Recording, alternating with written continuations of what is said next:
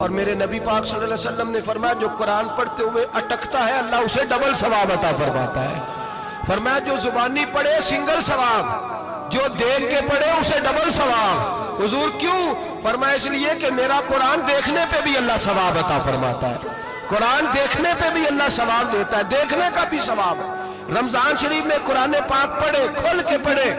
اور میرے بھائی اگر تیرا بچہ پڑھے، اگر تیری بیٹی پڑھے، کائنات کا خوش نصیب باپ وہ ہے کہ بیٹا قرآن پڑھے، چاہے ناظرہ ہی پڑھے، جس کی بیٹی پڑھے۔ زندگی میں انہیں اس کام پہ لگا جاؤ، مرنے کے بعد بھی پڑھیں گے۔ امام جلال الدین سیوطی شافعی رحمت اللہ علیہ فرماتے حضرت عیسیٰ قبر کے پاس سے گزرے، قبر پہ عذاب ہو رہا تھا، اللہ کا غضب برس رہا تھا، جناب عیسیٰ استغفار پڑھتے ڈرتے گزر گئے۔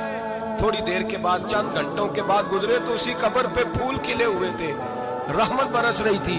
حضرت عیسیٰ علیہ السلام عرض کرنے لگے مولا تو بے نیاز ہے، میری طاقت نہیں تیرے کاموں میں بولنے کی، پر ابھی تو یہاں عذاب ہو رہا تھا، ابھی رحمت برس رہی ہے۔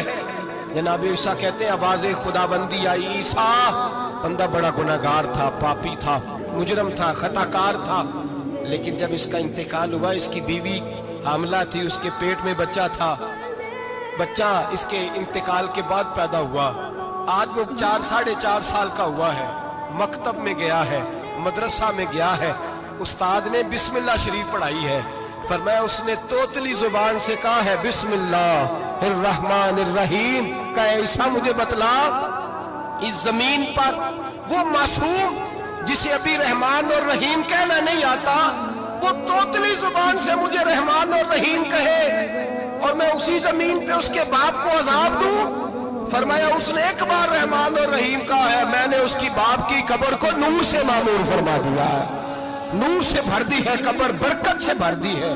اللہ کرے میرے بیٹے بھی قرآن پڑھے، اللہ کرے میری بیٹیاں بھی قرآن پڑھے، اللہ کرے ہم سب کی اولادیں قرآن پاک پڑھے۔